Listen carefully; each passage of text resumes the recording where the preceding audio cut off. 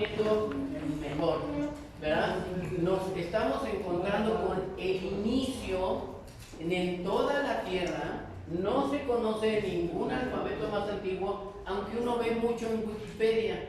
Wiki, que le dicen el doctor Wiki, el doctor Google, no todo lo que dice es realmente con una base. Hay que tener cuidado y discernimiento, porque ahora cualquiera puede subir un video. Hay unos muy buenos, hay unos terribles, pero no se conoce realmente así arqueológica, históricamente, fidedignamente, absolutamente nada. Ni en el oriente, ni chino, ni japonés, todo pasa absolutamente a partir del año 2000 antes de Cristo, donde las lenguas semítica, camítica y javítica, que le llaman científicamente le llaman indoeuropeo.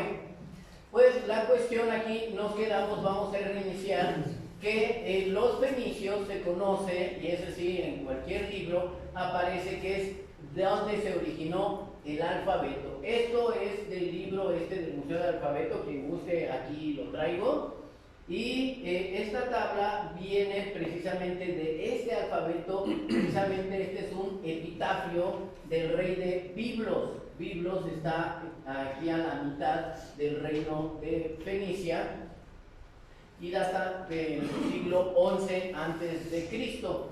Y entonces en este epitafio, como muchos reyes que no querían ser profanados, era una maldición realmente de que cualquiera que profanara eso le vendría la maldición, como la que se pensaba en las pirámides, etc.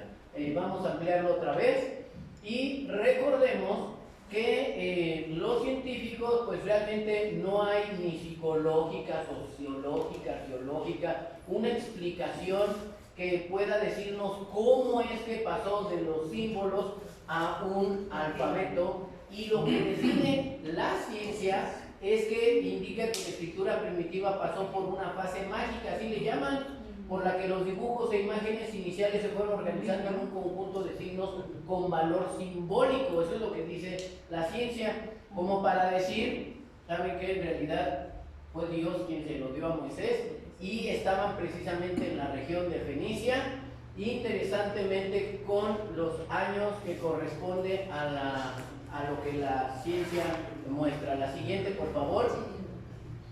Este es una imagen de este libro del museo, que obviamente en el museo es un mural, simplemente son fotografías de sus murales, donde ellos mismos también, ¿quién le parla aquí al inglés? Que traduzca aquí que el alfabeto, el descubrimiento, el desarrollo de gente semítica, del pueblo semítico, y viene de los fenicios, fenician del alfabeto. Originalmente este alfabeto es el más antiguo del mundo, y este cuadrito no lo pinté yo, este ya viene ellos están definiendo con un cuadrito que es la región fenicia del museo del alfabeto allí en el norte de Carolina, en Waxhaw, ¿verdad? Entonces aquí ya está incluido el Sinaí, donde la Biblia nos muestra que Dios le dio por primera vez la escritura al hombre. Este hombre se llamó Moisés. La siguiente, por favor. Entonces debemos entender que escritura y lenguaje son dos cosas muy diferentes.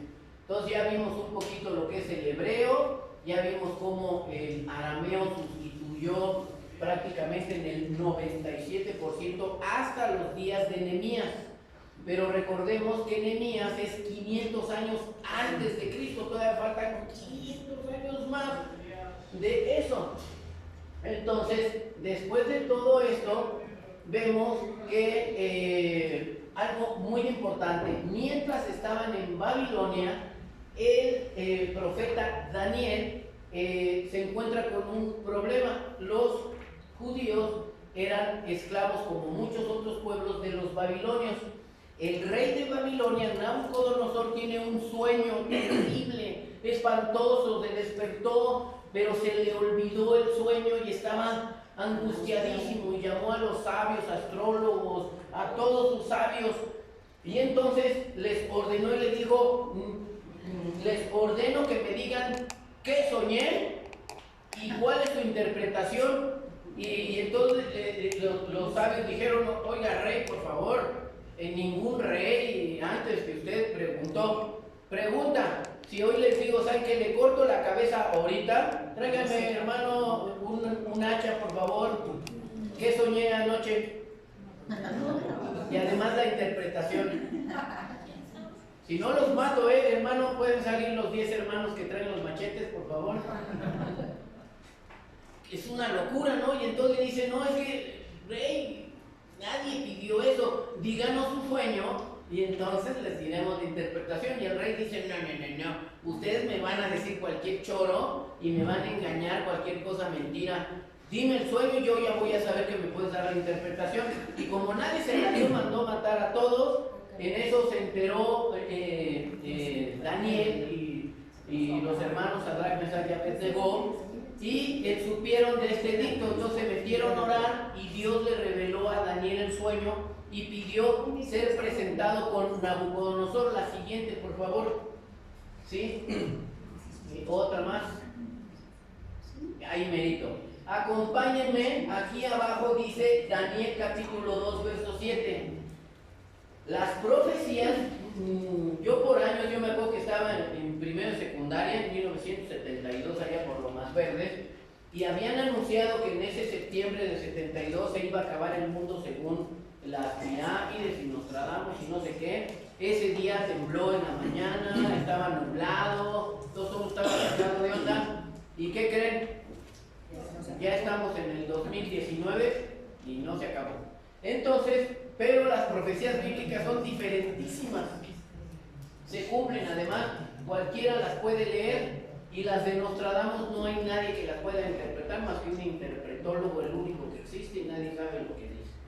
Entonces, si nos vamos al libro de Daniel, viendo esta historia en el capítulo 2, Daniel se presenta ante Nabucodonosor y le dice, calma, rey, yo le voy a dar la interpretación.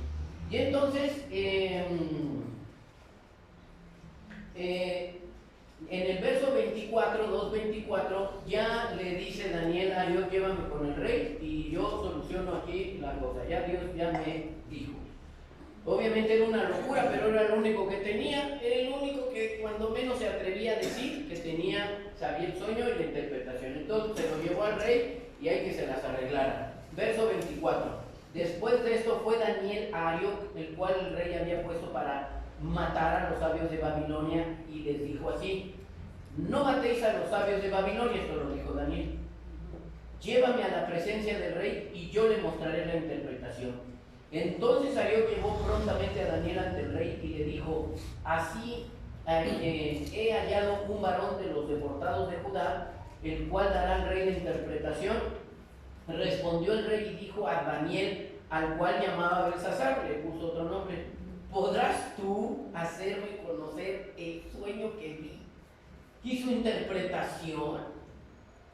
Daniel respondió delante del rey diciendo: el misterio que el rey demanda, ni sabios, ni astrólogos, ni científicos, ni magos, ni adivinos lo pueden revelar al rey. Pero hay un Dios en los cielos, el cual revela los misterios, y él ha hecho saber al rey Nabucodonosor lo que ha de acontecer en los postreros días. He aquí tu sueño y las visiones que has tenido en tu cama. Estando tú, oh rey, en tu cama, te vinieron pensamientos por saber lo que había de ser en lo porvenir, y el que revela los misterios te mostró lo que ha de ser. Y a mí me ha sido revelado este misterio, no porque en mí haya más sabiduría que en todos los vivientes, sino para que se dé a conocer al rey la interpretación y para que entiendas los pensamientos de tu corazón. Tú, oh rey, veías, y he aquí una gran imagen. Esta imagen, que era muy grande, cuya gloria era muy sublime, estaba en pie delante de ti, su aspecto era terrible. La cabeza de esta imagen era de oro fino, su pecho y sus brazos de plata, su vientre y sus muslos de bronce, sus piernas de hierro y sus pies en parte de hierro y en parte de barro cocido. Estabas mirando hasta que una piedra fue cortada y no por mano, e hirió a la imagen en sus pies de hierro y de barro cocido y los desmenuzó. Entonces fueron desmenuzados también el hierro, el barro cocido, el bronce, la plata, el oro, y fueron como tamo de las eras del verano, y se las llevó el viento sin que de ellos quedara rastro alguno.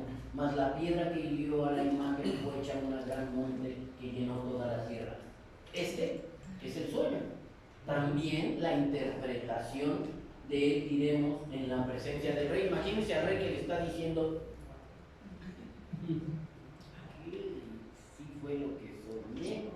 Y le siguió 37. Tú, oh rey, eres rey de reyes, porque el Dios del cielo te ha dado poder, fuerza y majestad, y donde quiera que habitan hijos de hombres, bestias del campo y aves del cielo, Él los ha entregado en tu mano y te ha dado el dominio sobre todo.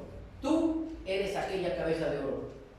Y después de ti se levantará otro reino. ¿Otro qué? Reino. En realidad le está mostrando los reinos del mundo, la profecía de lo que sigue. Algunos meses, hace años, estaba el papá de una hermana de la iglesia que estaba en prepa, y el papá decía: ¿sabes qué? Si yo no creo en la Biblia, ¿sabes qué? Son puras mentiras. A ver, demuéstrame que la Biblia tiene razón. Le digo: las profecías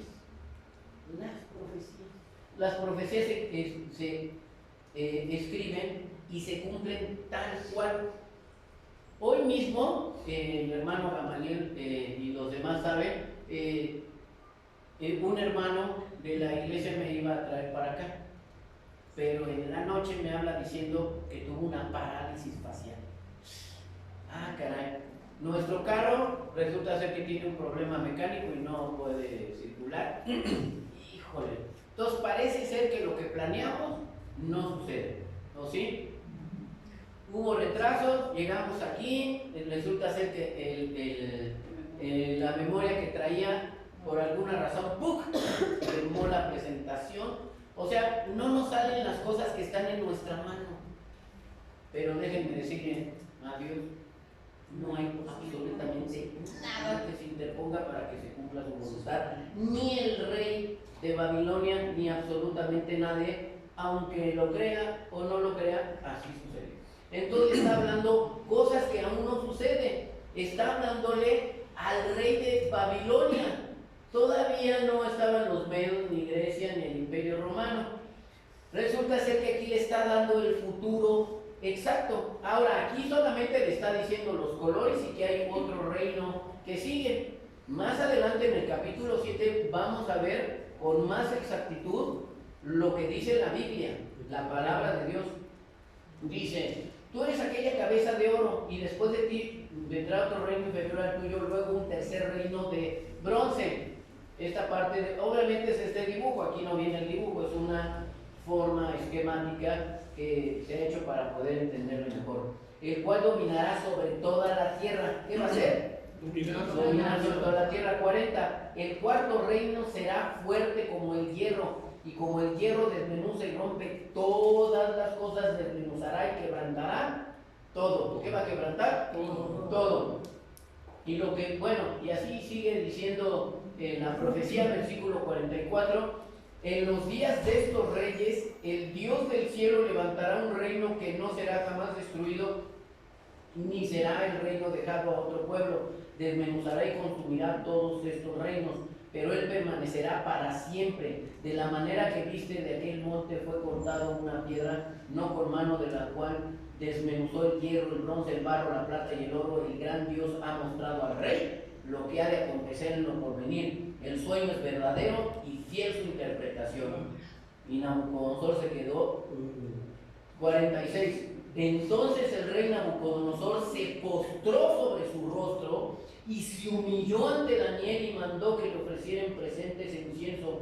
Y el rey habló a Daniel y dijo: ciertamente el Dios vuestro es Dios que revela los misterios, pues pudiste revelar el misterio, este misterio.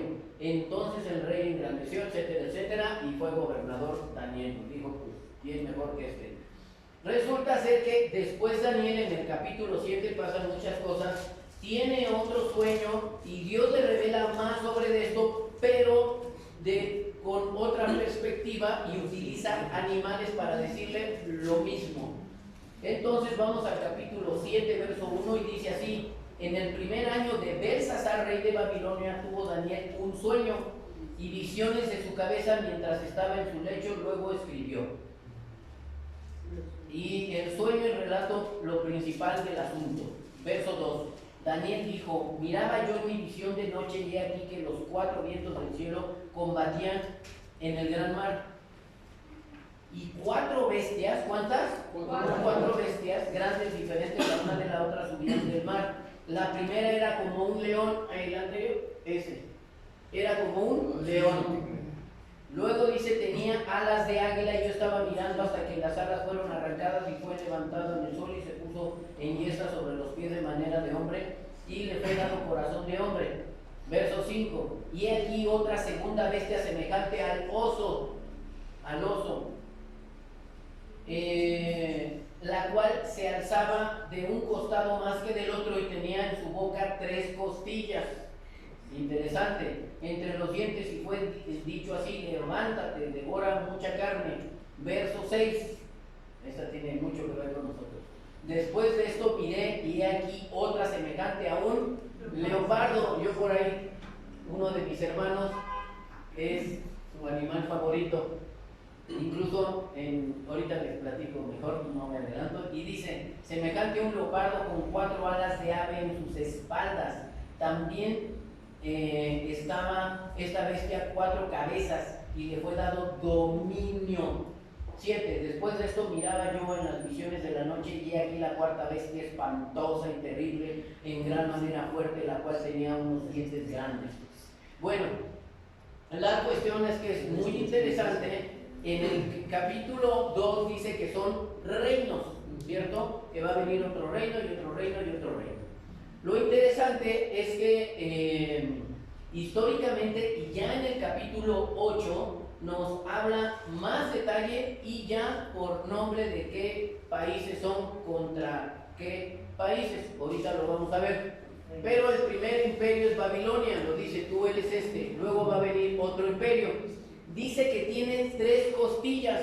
Adivinen los 3 grandes reyes de medos y persas. Está dificilísimo el nombre, yo creo que no se los van a poder aprender. Darío primero, segundo y tercero. 3 reyes. Y este imperio tuvo 3 reyes y fue vencido después por el imperio griego de Alejandro Magno. ¿Podrías pasar la siguiente transparencia, por favor? Resulta ser que Alejandro Magno empezó desde Grecia y ya los medos persas le daban duro desde que él era chiquito, ya los tenía hartos, los robaban y todo. Y cuando él creció, realmente él era un hombre muy inteligente, tanto que los maestros no le daban batalla. O sea, se hartaban los maestros, decían, iban con su papá Filipo II, y le decían, no, yo ya me voy, yo ya con este chamaco no puedo. No, quédese, no, muchas preguntas, yo no. Y uno y otro, y decían, ya, por favor, ya póngale al mejor de los maestros. ¿Quién creen que fue su maestro? Aristóteles. Y entonces Aristóteles dijo, ¿sabes qué? Yo al templo ese a donde están ustedes, una cochinada, yo no entro ahí. Si tú quieres, ven aquí a mi academia. Y el chavo, ¿qué creen que dijo? Pues voy. Y él empezó a aprender. Mucha gente cree que Aristóteles y los filósofos, Sócrates, Platón, Pitágoras, Anaxágoras, nomás estaban ahí en contemplación. ¿Quién soy? ¿De dónde vengo? No, Aristóteles todavía se tienen escritos de un índice médico, se tienen herbolarios con las funciones de las plantas, anatomía, astronomía, con cálculos matemáticos. Aristóteles, él amaba mucho a Pitágoras, las matemáticas pitagóricas. Entonces, Alejandro Magno era feliz aprendiendo con uno de sus grandes amigos que fue Ptolomeo. Desde jovencitos eran amigos, crecieron, pero ya después había que entrarle a la guerra. Y entonces dijo Alejandro Magno, dijo, no sé, es que ya estoy harto de Darío III, el tercer costilla, y dijo, vámonos, organizó un ejército, él creó nuevas máquinas, incluso Alejandro Magno, nuevas máquinas, nuevas formas del ejército, era un gran estratega, y empezó a destruir todo, venció a Darío III en la batalla de Iso, que es donde, cerca de donde vivía Pablo, en Antioquía, donde está Alepo y Ugarit. Aquí venció, y obviamente empezó a arrasar aquí. Pero Alejandro Magno tenía la filosofía de sus grandes maestros Sócrates y Platón, que como ustedes saben, ellos decían, ¿sabes qué? Yo no creo en los dioses estos griegos, que son una bola de adúlteros, unos se destruyen a otros. No puede ser que haya un Dios así. Yo veo un universo, un sol, y que cada 365 días exactamente vuelve a cumplirse un ciclo. Veo la lluvia, sube y baja, el mar, el ciclo de la vida. Debe haber un Dios por encima de todos estos dioses falsos, y no estaban de acuerdo. Obviamente el gobierno decía, tú no puedes dejar de creer eso, nuestros templos y todo. Entonces, pues la cicuta famosa y todo aquello, ¿no? Y obviamente Alejandro decía que debía haber un solo Dios, pero solamente había un solo pueblo en toda la tierra que creía en un solo Dios, creador del cielo y la tierra. ¿Quiénes eran? Los judíos. Entonces, cuando llegó ahí, y él quería ir ahí, y obviamente fue arrasando y destruyendo todo a su paso.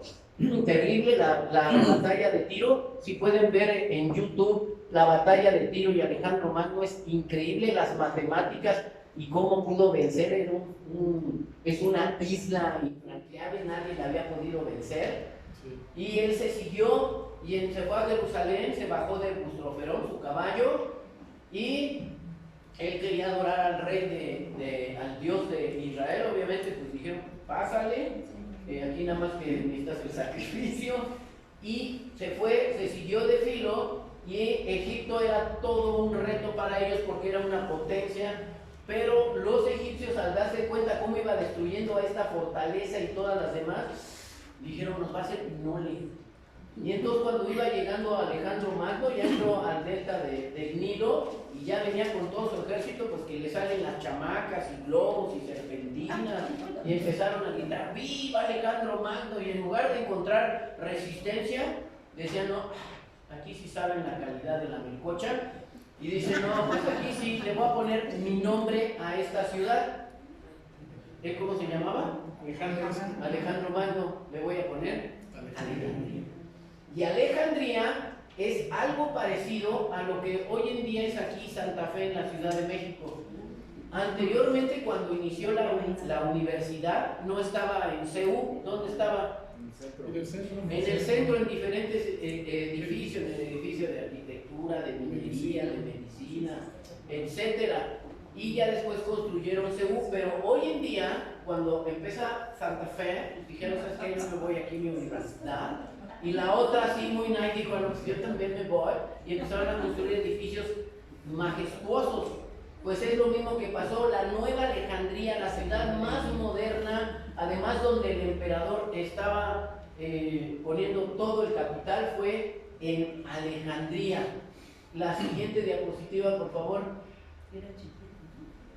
Bueno, la cosa, no, sí, la anterior todavía me faltó algo importante. ¿Por qué el leopardo con 4 cabezas? Resulta ser que después Alejandro Magno se fue aquí en Babilonia, agarró una enfermedad y estaba a punto de morir. Y él tenía, adivinen cuántos generales. 4 generales, y él estaba ahí. Y le dice, no, ¿a quién vas a dejar de sucesor? Y al mejor, y muere, se muere. Pero resulta ser que cuando Casandro le voltea a ver a Lisímaco, dice, otra vez agredido Gamaliel, no, con él no me meto. No, y con Seleuco, no. Y si no la repartimos, pues órale, juega, pues yo quiero esta parte, yo este y yo el otro. Y no se pelearon, y el reino se dividió, adivinen en cuántos dice la Biblia, 4 cabezas, y hubo 4 reyes del imperio helénico. Y el que más nos interesa primero es Ptolomeo, que era el amiguísimo de Alejandro Magno, que también le gustaba la sabiduría, el conocimiento, y él dijo, yo me quedo la parte aquí desde Antioquía, todo lo que es Palestina, Israel, y la parte norte de Egipto, yo me quedo como rey. Y entonces empiezan a fundar la gran ciudad de Alejandría, ahora sí la que sigue, por favor, y esta historia está narrada en la carta de Aristea. Esta carta está muy controvertida, porque hay quien dice, no, esa no es buena, no, es que está muy exagerada, no, que sí es verdad, que sí es verdadera. Todos discutimos, hasta alguien que está narrando, y es que nos fuimos el miércoles a tal lado, no, fue martes, no, pero fue miércoles a las 7, cualquier cosa por sencilla que sea, la gente discute. No, no fue la tarde, sí, mi amor, fue a las 7. No, es que íbamos saliendo, era las 6. Si discutimos de todo, si tiene que ver con lo que tiene con Dios, más discusión todavía. Entonces siempre hay la minoría que dicen que no hay, que solamente son unos cuantos por ahí eruditos, disque, pero sí es cierto que está exagerada la carta. Pero yo me acuerdo antes de conocer a Cristo, le echaba mucha crema a las historias. Y podría decir, es que yo me peleé como con 15, y en realidad habían sido 2. ¿Sí me explico? Y me dieron re duro, pero yo decía, es que no viste a cómo quedaron nosotros. ¿Han oído historias así? Sí. Entonces uno es medio exageradito. La carta es verdadera, la historia es verdadera, pero está exagerada. Nos da hechos históricos. Y resulta ser que Ptolomeo empieza a construir no solamente el museo y la biblioteca de Alejandría, que fue una de las 7 maravillas del mundo antiguo. Y entonces vemos aquí que también está la Universidad de Alejandría, tenían su teatro, tenían para hacer ejercicio. Acuérdense que los griegos decían cuerpo sano en mente sana, y todos ellos... Ya al final, pues aquí está la construcción de lo que es Alejandría. La siguiente, por favor. Vamos a ver un poquito de lo que es ya y la que sigue. No, en esta no la puse. A ver más. No importa. Sí, la anterior. Entonces, allí en Alejandría, Ptolomeo II empieza el proyecto de la biblioteca más grande del mundo. Y el sueño de Alejandro y de Ptolomeo era tener todo el conocimiento del mundo que existía, el de China, el de Japón, el de la India, los turcos.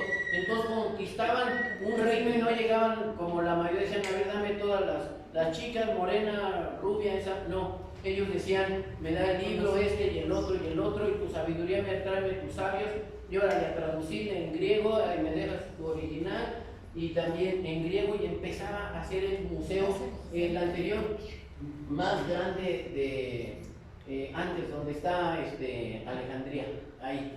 Entonces empezaba a llenarse, y resulta ser que tenían un acervo enorme. Cuando se inauguró la biblioteca de Vasconcelos, donde está el ferrocarril aquí en México, en Buenavista, pues fui con la familia.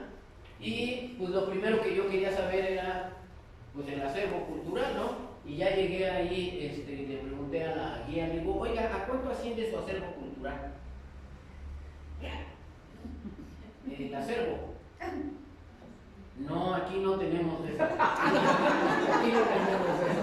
Y bueno, está el jefe ocupado. Y entonces ya me dijeron, no, es que no, normalmente no atiende a nadie.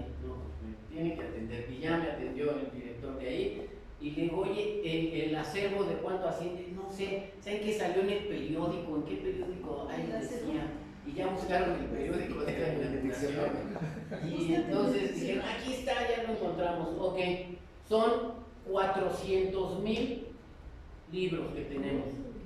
400,000. Y digo, oiga, qué poquitos. ¿Cómo? Si es la biblioteca número 1 de México, la más moderna.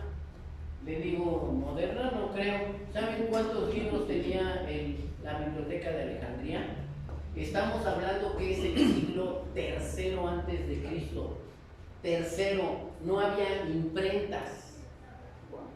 400,000. O sea, el mismo número, digo, no puede ser. Estamos en el siglo XXI. ¿cómo va a ser la misma? Eso habla de la cantidad inmensa de libros que lograron reunir de todas las culturas. Y entonces murió Ptolomeo I y Ptolomeo II, su hijo, era igual que Ptolomeo, seguían la misma idea de poder llenar y tener la biblioteca más grande con todo el conocimiento y el saber que existe en el mundo. Y obviamente con su bibliotecario diciendo, pues ¿qué onda? ¿Qué libros faltan? ¿Qué creen? Falta la sabiduría de de los hebreos. ¿Cómo que no la tenemos? No inventes. Entonces Falero, que es el bibliotecario, dijo, no, ¿sabe qué? No, pues hay que ir, manden al rey o lo que sea de allá de Israel y mándenle regalos, oro, y que por favor manden sus eruditos que traigan su escritura y que ellos la traduzcan. Para entonces estamos hablando del año 285 a.C. Si Alejandro Magno conquistó en el 331, estamos hablando más o menos como de 50 años aprox, que ya había sido helenizado. ¿Cuántos de aquí tienen alrededor de 50 años de edad? De edad. ¿Sí? Pues esta edad tú ya habrás aprendido. Si tú desde bebé naciste ya con el idioma griego y creciste, ya sabrás griego. ¿Sí? Si desde que naciste ya lo que se habla es griego, ya de 50 años ya le sabes hablar al griego, pues eso pasó. Entonces recuerden que era todo el imperio y Alejandro Magno y Ptolomeo les tenían un favor muy especial a los judíos, y entonces enviaron regalos. Y aquí esta carta de Aristeas, es un judío helenizado, dirige a su hermano Filocrates la narración de lo que pasó. Y entonces dice que por Ptolomeo II, Filadelfo solicitó al sumo sacerdote Eleazar de Jerusalén en la presencia de sus eruditos, de sus sabios judíos, con el fin de traducir al griego toda la sabiduría de los hebreos. Y resulta ser que sí fueron, escogió 6 de cada tribu de Israel. ¿Cuántas son? 6. 6. ¿Y cuántas tribus de Israel son? 12. Por 6 son 72. Y fueron 72 judíos, y precisamente dijo, para que ustedes estén calmos y tengan toda la tranquilidad, hay una isla que se llama la isla de Faro. Faro, ahí adivinen que estaba allí, una de las 7 maravillas del mundo, que es el Faro de Alejandría. En Insurgente Sur, cruce con Miscuac y Churubusco, hay un nuevo edificio donde había una plaza que se llamaba Manacar. Hoy en día está ese edificio que se llama, pues, la Torre Manacar. Exactamente era de ese tamaño el Faro de Alejandría. 137 metros medios. Era el faro más grande, portentoso, que alumbraba los barcos en el Mediterráneo para poder atracar aquí. Pues era de ese tamaño. Imagínense lo que estaban invirtiendo en toda esta región de la Santa Fe antigua, aquí en Alejandría. Pues llegaron los sabios, se acomodaron y ellos tradujeron del texto que había traducido Esdras del hebreo al arameo. Ahorita lo vamos a ver despacito. ¿Qué tradujo Esdras? Del hebreo al arameo, porque la mayoría, ya vimos que el 97% solo sabían arameo y no entendían la mayoría. Si a esta iglesia el 97% hablan español y hay 3 gringos, ¿en qué idioma se predica?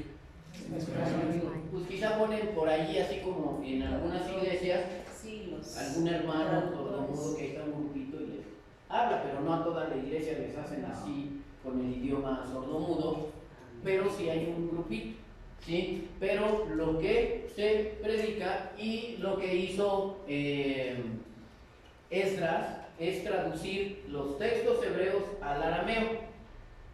Ahorita vamos a ver ese detalle, precisamente ahorita estamos haciendo este panorama rápido, y se tradujo la Biblia en griega y coincidieron, existió a la vez el arameo con el griego al mismo tiempo. Y obviamente al estarse leyendo ante el pueblo hebreo, que sí ya conocía el griego, todos alabaron a Dios de lo exacto y perfecto que estaba este texto. Y por haberse hecho por 72 sabios, la palabra 70 en En latín, porque este nombre se lo pusieron cuando estaba el Imperio Romano, se llama Septuaginta. Esta que tenemos ahora, que ha sido conservada desde entonces, es el manuscrito traducido desde la época de Ptolomeo II Filadelfo. ¿Sí? Ahora sí, la que sigue, que es esta que tenemos aquí. Entonces, yo la compré hace como 30 años, pero no había aquí en México, la mandé traer de Alemania, de Münster-Westfalia, y pues ahora ya existe Amazon. Hace 30 años no había Amazon. ¿Verdad? Ahora es muy fácil traer de cualquier parte del mundo. Antes era un poco difícil. Hace 30 años me costó traerla $1,000 costó. Y entonces, imagínense, de hace 30 años. Pero yo quería mi Biblia de Antiguo Testamento en este idioma. Entonces también esta Biblia, en la siguiente diapositiva, por favor, del Antiguo Testamento en griego. Fueron destruidos todos, ahorita vamos a ver. Después vino, ¿se acuerdan de que Alejandro Magno dejó a 4 generales? Uno de ellos se llamó Seleuco, pero ese era malo, terrible, perverso, y después le hizo guerra al propio Ptolomeo, lo venció. Obviamente ya esto es después de Ptolomeo III, y se apodera de lo que es Israel y empieza a destruir todo lo que no sea griego, y empieza a destruir cualquier cosa que pareciera de cualquier otro que no fuera griego, y destruye los manuscritos hebreos, aún los arameos. Pero ese no lo destruyó, ¿por qué creen? Porque estaba en griego. Y esto es lo que prevalece ahora. La siguiente, por favor. Bueno, vamos a hacer un pequeño repaso de los libros de la Biblia. El Antiguo Testamento, el canon autorizado, que son 39 libros del Antiguo Testamento. ¿Cómo fueron escritos? En hebreo fueron escritos desde Génesis. Moisés escribió también Job. De todo esto se puede hablar con detalle, pero ahorita es un panorama. Y el Pentateuco, escrito por Moisés. Después obviamente vienen los libros históricos: José, Jueces, Ruth, primero y segundo de Samuel, primero de Reyes y su abreviación, primero de Crónicas.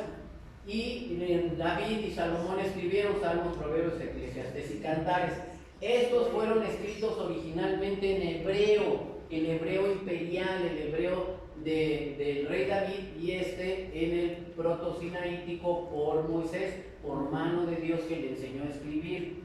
Y resulta ser que después de esto los reyes empezaron a sentirse hijos de papi, pirurris, y empezaron a querer hacer lo que bien les parecía. ¿Cuántas familias los papás enseñan rectamente? El papá es recto, justo, no es un hombre mujeriego, ni jugador, ni nada, y los hijos nos destrampamos terribles, ¿no? Pues los judíos son iguales, más bien nosotros somos como los judíos, nos hemos desviado. Y Dios empezó a mandar profetas, entre ellos a Joel, Jonás, Isaías, Jeremías, Oseas, todos estos, a decirles que Dios iba a quitarle su bendición, iban a venir pueblos a destruirlo, cumpliéndose las profecías de Daniel, que después de Nabucodonosor iba a venir reyes. Vino Salmanasar de Asiria, luego el rey de Babilonia, y luego vinieron los demás pueblos, y entonces se los llevaron al exilio o cautiverio o deportación. Son diferentes palabras que usa para lo mismo: cautiverio, exilio y deportación, pero a Babilonia. Estando en Babilonia, el último fue Jeremías. Si ustedes leen el libro de Jeremías, el último capítulo, ya Jeremías está narrando que ya se los están llevando y que está habiendo destrucción, y narra conforme Dios mismo le había avisado a Jeremías y le había dicho también que iban a regresar. Entonces, estando en Babilonia, como leímos a Daniel, él estaba en Babilonia, estuvieron dentro del cautiverio y escribieron. Entonces es muy largo hablar de cada uno, nada más dimos un ejemplo en Daniel. Después regresaron los judíos por el rey Ciro. curiosamente cumpliéndose otra vez la profecía de que después vendrían de Babilonia los medos persas, y el rey Ciro hizo que regresaran por mano de Esdras a construir primeramente el templo, y hubo otros profetas, Abdías, Ageo, Zacarías y Malaquías, que es el último libro de nuestras Biblias, y Nehemías son los libros históricos. Y aquí termina la Biblia, y después vienen lo que se le llama 400 años de silencio. Muy bien. Entonces, ¿qué fue escrito en hebreo? Todos estos libros, también de hebreo antes del exilio, pero ya los que están en el exilio, pues en hebreo y básicamente en arameo. Pero cuando regresaron ya no hablaban hebreo y se escribió en arameo todos estos libros. Pero después vino Alejandro Magno, que destruyó a Darío III, y empezó la helenización. Se tradujo la Biblia en el año 285. ¿Qué siglo es? Tercero. Siglo III. En el siglo III la Biblia fue traducida y fue usada hasta el siglo III después de Cristo perfectamente por los cristianos, de 3 siglos antes y 3 siglos después. Esto es la escritura, no el idioma. Ahorita lo vamos a ver. Después vinieron lo que se llaman los asmoneos, los macabeos. Uno de los libros deuterocanónicos son los macabeos, Macabeos 1, 2, 3 y 4. Y entonces las Biblias católicas sí tienen Macabeos 1 y 2, 3 y 4 no. Las Biblias como Casiodoro de Reina y la mayoría sí lo tenían al principio. Casiodoro sí tradujo Macabeos 1 y 2, pero se decidió después que no, ¿verdad? Pero son libros que están en la Septuaginta y que han sido traducidos en casi todos los idiomas, primera y segunda Macabeos.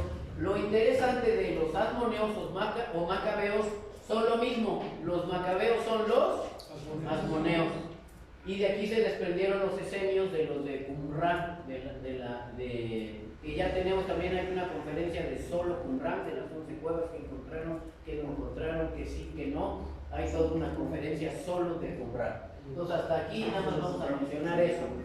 Entonces después vino el Imperio Romano. Entonces este es el repaso en hebreo, y desapareció absolutamente todo. No existe ningún manuscrito existente. ¿Cuántos manuscritos hay existentes de antes del cautiverio? Ninguno en hebreo. Después fue en arameo. No existe ninguno. ¿Cuántos? Ninguno. Solo los esenios en las cuevas de Qumran se encontraron, pero son del siglo I antes de Cristo. ¿De qué siglo? Antes. Pero antes de eso no hay nada más que, adivinen en qué, en griego. Solo en este. No hay. La que sigue, por favor. Entonces aquí ya se empieza a poner interesante. ¿Por qué no hay? ¿Por qué no hay? Y mucha gente dirá, no, sí hay, ¿cómo no? Y hay un montón. Así, vamos a ver qué dice la Biblia. En Segunda de Reyes capítulo 18 vemos un pasaje que la mayoría del cristiano ya lo ha leído. El rey Ezequías, que fue el 16º rey de Judá. ¿Cuántos reyes hubo en Judá? Es más, son los mismos que hubo en Israel del Norte. 19. Entonces el 16º ya nada más faltaban 3. Y entonces estamos hablando aproximadamente de que cerca del año 687 a.C. Vino el rey asirio, que ya se había llevado cautivo. Si se dan cuenta, la primera cautividad fue en el 722.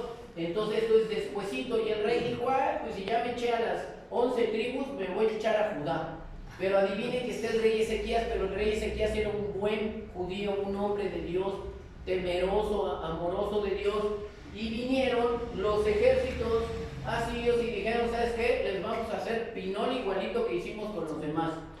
Y entonces salieron, así han visto las películas de vaqueros, que vienen acá los apaches y se paran allá a unos cientos de metros del fuerte. Y entonces dicen, no, y traen su banderita. Ah, ok. Entonces sale un grupito del ejército y van y se emparejan y se ponen ahí a dialogar cerquita de donde está la guarnición, el fuerte. Pues igualito pasó. Entonces se acercaron, se esperaron ahí afuera, salieron de la ciudad de Jerusalén, pero todos estaban ahí asomados a ver qué pasaba, el diálogo. Entonces, de los ejércitos buenos, de Jerusalén son Eliakim, hijo de Hilcias, que es un sacerdote, y Sebna y Joa, y hablaron con el malo, Rabsaces, que son, digamos, los apaches.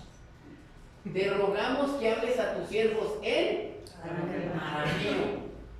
Ay, ¿por qué quieren que les hable en arameo? Porque nosotros lo entendemos. Nosotros, quiere decir que no todos lo entendían. Ellos sí, tú hablas, no somos los embajadores, y hay embajador en ruso, en francés, en japonés, y nosotros sí le hablamos al arameo. Porque nosotros lo entendemos, y no hables con nosotros en lengua de Judá. Esto es obviamente mucho antes del cautiverio. No me regresé en el tiempo, al 687. Y entonces dice, no hables con nosotros en lengua de Judá, oídos del pueblo, que el pueblo no te oiga. No hables fuerte. ¿No pasa a veces que estás hablando algo así delicado? Que no se enteren. No se enteren. Entonces, y el Rabsaces, o sea, el malo, les dijo, ¿qué? ¿Me ha enviado mi Señor para decir estas palabras a ti y a tu Señor, y no a los hombres que están sobre el muro mirando y oyendo, expuestos a comer su propio estiércol y beber su propia orina con nosotros? O sea, venimos a hacerlos pinole. ¿Y tú quieres hablar quedito? Pues no. Entonces el Rabsaces se puso en pie y clamó a gran voz, el malvado, en lengua de Judá. O sea, ustedes saben arameo, ¿qué creen? Yo también sé las de ustedes, por eso vengo aquí no vengo a hacer las paces, vengo a avisarles que les voy a hacer pinole. Nada más venimos a hacerles saber eso. No era una tregua, no iban a hablar de nada. Y entonces el Rabsaces se puso en pie y clamó a gran voz en lengua de Judá y habló diciendo, oíd palabra del gran rey, el rey de Asiria. Este pasaje lo único que me hace entender en este aspecto, lo que quiero enfatizar, es que en este año eran dos lenguas diferentes y ni los judíos entendían arameo, ni los arameos entendían Judá, salvo unas cuantas personas. Como ¿cuántos hablan chino aquí? Entonces, si México manda un embajador a China, ¿qué debe saber? En chino. Y si lo manda a Polonia, polaco, pero los mexicanos no hablamos polaco. Este brother, qué bueno que aprendió polaco, él sí puede ir de embajador. Lo único que nos hace dar cuenta es que son en esta época dos idiomas diferentes, de un pueblo y de otro, que se necesitaban traductores. Siguientes pasajes. Vamos al rey Josías, que fue el 19º rey de Judá. Su hijito, 4 años después, va a ser al que le caiga Nabucodonosor. ¿Sí me explicó? Josías también fue un buen rey como este de los poquitos de Israel. Hay muy poquitos en la lista, puros taches, pero este empezó bastante bien. Entonces estamos hablando del año 609. ¿Qué año? 609. Fíjense, ¿qué sucedió? Aquí nos podemos dar cuenta que no había muchas Biblias en hebreo. No había muchas Biblias más que adivinen cuántas. Una. Solo una, y si destruyo la una, ¿qué queda? Nada. Pues déjenme decirles, vamos a leer este pasaje. Los invito a que me acompañen a Segunda de Reyes, capítulo 22. Ya se lo saben la mayoría de ustedes, pero es importante enfatizarlo. Segundo libro de Reyes, capítulo 22. Vamos a ver cuántos había. Entonces, en el capítulo 22, verso 8, aquí el rey Josías, un buen rey, que estaba tratando de reparar el templo, le estaba diciendo a su gente, llévenle dinero a los que están construyendo, que no les falte nada, ténganles cuidado y llévenlo, ¿no? Entonces, estando ya en el versículo 8, mientras el sacerdote estaba en el templo y estaban en reparaciones, adivinen qué se encontró. Vamos a leer verso 8. Entonces dijo el sumo sacerdote Hilcias al escriba Safán: he hallado, ¿cuántos libros? El libro. ¿Pero cuántos son? Uno, el libro De la ley. de la ley. A ver, alto. Un sumo sacerdote se supone que debe, ¿qué hay aquí en el púlpito? La Biblia. Y dicen, ay, me encontré, si aquí un domingo se encuentran una Biblia, todo el mundo dice, ay, nos encontramos una Biblia. ¿Sí? Pues ahí, dentro de 8 días ahí le buscas de quién fue. Pero aquí no fue esa reacción. Fíjense, voy a leer otra vez el 8. Entonces dijo el sumo sacerdote Hilcias al escriba Safán: he hallado el libro de la ley de la casa del Señor. E Hilcias dio el libro a Safán y lo leyó, se lo llevó al rey. Viendo luego el escriba Safán al rey, dio cuenta al rey y le dijo: tus siervos han recogido el dinero que se halló en el templo y lo han entregado en poder de los que hacen la obra, que tienen a su cargo el arreglo de la casa del Señor. Obviamente él dio cuentas de qué le había ordenado el rey. Entonces, sí cumplí, pero te tengo otra noticia, rey. Verso 10. Asimismo el escriba Safán declaró al rey diciendo: el sacerdote Hilcias me ha dado 100 libros. ¡Un libro! Y lo leyó Safán delante del rey. Y cuando el rey hubo oído las palabras del libro del rey, rasgó sus vestidos. Eso pasaría aquí si encuentran una Biblia al final del domingo. No, todos no tienen, no hay nada que no hayamos leído.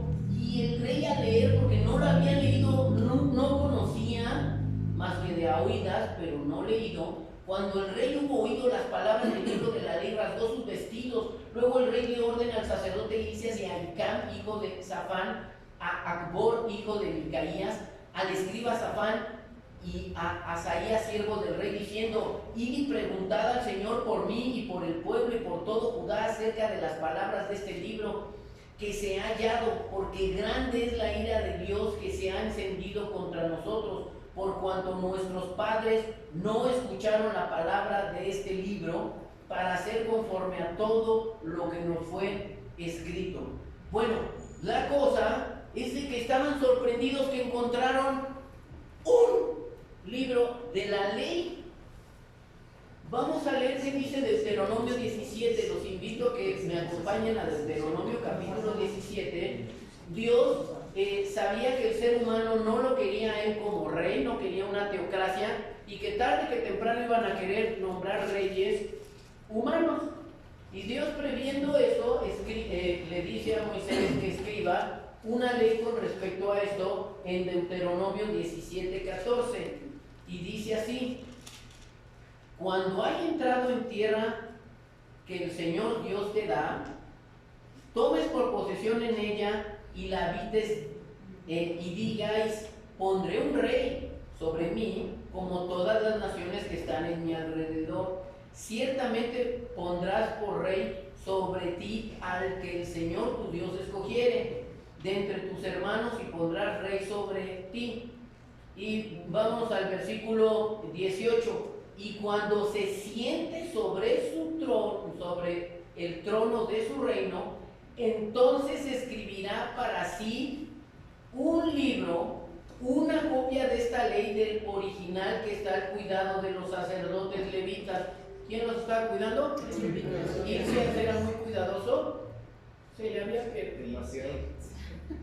Pero resulta ser que aquí dice que cada rey que tome posesión, escribas una copia. Aquí está, ay, me la tengo que echar, sí, que no se cae de reyesito, y cópiale para que vaya sabiendo. Y tenían que escribir cada rey.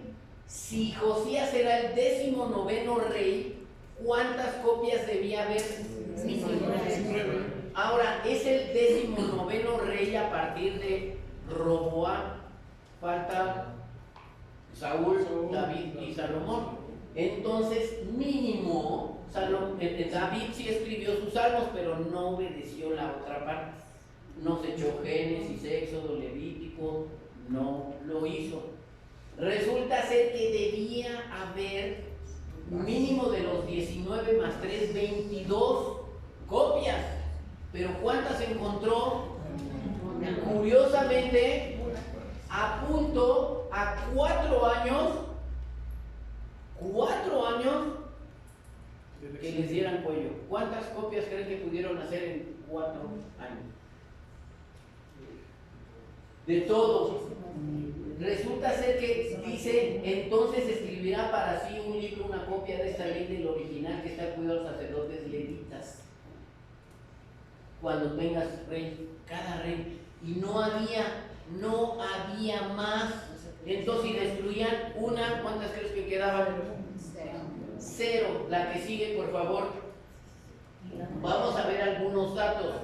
Recuerden que los macabeos, este periodo dentro de los 400 años que le llaman de silencio, así le dicen, están los libros de Macabeo. Los invito a que lo lean en el concilio de Nicea en el 325. Recomendaban que fueran libros que se leyeran porque es parte de la historia de Israel. Muchos de los ritos de hoy de Israel que existen vienen en estos libros de lo que hoy en día hacen los judíos, ¿verdad? Y entonces es solo el capítulo 1, adivinen qué, versículo 1, y resulta ser que si nos vamos al versículo 54, aquí está, conforme dice la Septuaginta y la Vulgata Latina, dice: el día 15 del mes de Kisleú, en el año 145, levantó el rey sobre el altar de los holocaustos la abominación de la desolación. También construyeron altares en las ciudades de alrededor de Judá. Rompían y echaban al los libros de la ley. ¿Cuántos creen que pudieron haber escrito que podían hallar? ¿Qué quemaban? Más que eran 2 o 3. Pero adivina qué les hicieron. Los quemaban. 57. Al que encontraban con un ejemplar de la alianza en su poder, o bien descubrían que observaban los preceptos de la ley, la decisión del rey les condenaba a muerte. Y está bien traducida, Biblia Tonomos Aurón Enopiracin. ¿Cómo se llama a esa enfermedad incendiaria? Pirómano. Y aquí dice pirisano, o sea, piri es fuego, o sea, si los quemaban y los echaban al fuego. En latín es libros legis dei combustionum igni. De ahí viene la palabra combustión e ignición, o sea, los quemaban y los echaban al fuego. Está bien traducido. Entonces, los quemaban, pero conforme la ley de los judíos, adivinen cuál no quemaban. La Septuaginta. Jesucristo dice: el cielo y la tierra pasarán, pero mis palabras no pasarán. Dios guarda su ley y es parte del plan de Dios. Debo entender que Dios ya le dijo a Daniel, después de Nabucodonosor de Babilonia, el imperio medo-persa, luego los griegos, luego los romanos, luego sigue en un tiempo cronológico extendido hasta que venga la última semana de Daniel, la semana 70 de Daniel, que es el periodo de la iglesia. No se le sale de control, Dios no ha perdido, su palabra sigue intacta, tal cual. Entonces, la siguiente, por favor. Esto voy para un resumen. Vamos a ver 10 causas, que hay muchas más, pero solamente 10. ¿Por qué desaparecieron casi por completo los textos bíblicos judíos en hebreo y arameo? No en griego, hebreo y arameo. 1. Fue plan de Dios. ¿Cómo sabemos? Pues Dios mismo nos dijo cómo iba a ser el desenvolvimiento de los tiempos. Daniel 2 y 7. Los reyes pecaron y no hicieron copia de la palabra de Dios, ya lo leímos. 3. Gran ignorancia del pueblo analfabeta. ¿Quién me ayuda a leer Jeremías 4:22? Jeremías 4:22, está despuesito de Isaías, el capítulo 4, versículo 22. ¿Qué le dice Dios al pueblo de Israel?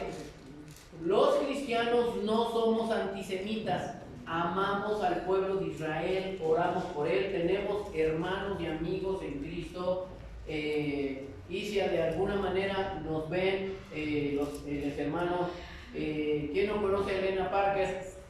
Es una hermana judía muy amada en Cristo ahora. Marcelo Araujo allá en Canadá, saludos. La hermana Claudia García, qué fuerte, allá en Toronto, Canadá, judía convertida a Cristo, vinieron a una campaña evangelística aquí en México en el año 2001 y tuvimos la fortuna de convivir con ellos. Venían de muchas partes del mundo a predicarle, judíos convertidos a Cristo, a judíos aquí en México, y tuvimos la oportunidad de convivir con ellos, estar con ellos en sus cultos, muy bonito, y el Señor nos permite aprender y amar, pero es diferente a conocer la verdad. Conoceréis la verdad y la verdad os hará libres. ¿Qué dice Jeremías 4:22 con respecto al pueblo de Israel? Dice así: porque mi pueblo es necio, no me conocieron, son hijos ignorantes. ¿Quién lo dice? Dios. No estamos insultando al pueblo de Israel. No es lo mismo el pueblo de Israel hoy, que han ganado cantidad de premios Nobel, como ejemplo tenemos a Albert Einstein, judío, no religioso, pero judío. Pero estamos hablando de este pueblo, porque mi pueblo es necio, no me conocieron, son hijos como ignorantes. Y ya vimos que Jeremías estaba tantito antes del cautiverio. O sea, Dios dice: son ignorantes, no son entendidos, sabios para hacer el mal, pero hacer el bien no supieron. Bueno, etcétera. Les dice innumerables veces: un pueblo necio e ignorantes. Entonces, mucha gente tiene la idea que eran eruditos y que escribían mucho.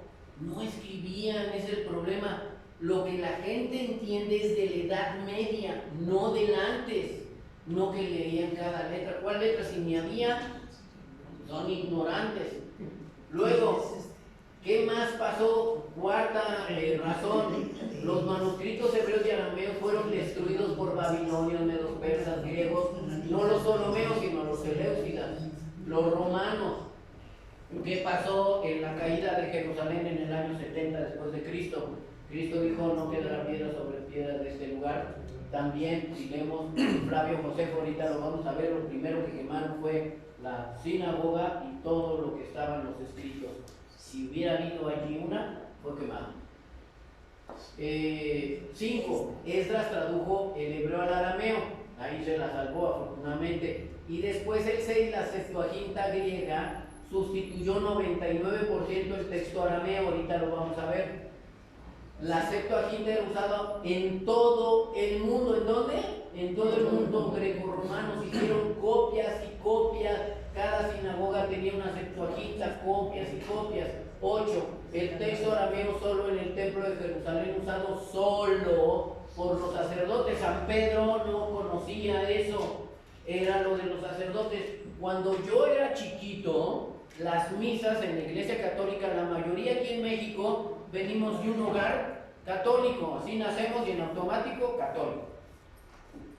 Las misas eran en latín, pero todos hablamos español y entrabas y seculum seculorum, amén. Y yo le decía a mi mamá: ¿qué onda? ¿Qué dice? Amén, y ya. Y entonces, y la daba de espaldas y en latín. ¿Cuánto entendíamos? Nada. ¿A alguien de aquí le tocó esa época? No hay mayores que yo, el hermano que sí, allá, 3, la hermana. Nosotros lo vivimos, pero después ya hubo la consigna de que se tradujese al idioma español, gracias a Dios por Pío XII. Y entonces, bueno, había en griego, el texto arameo solo en el templo, ya lo leímos. En el 9, Jesucristo, los apóstoles vivieron entre el pueblo, ¿qué?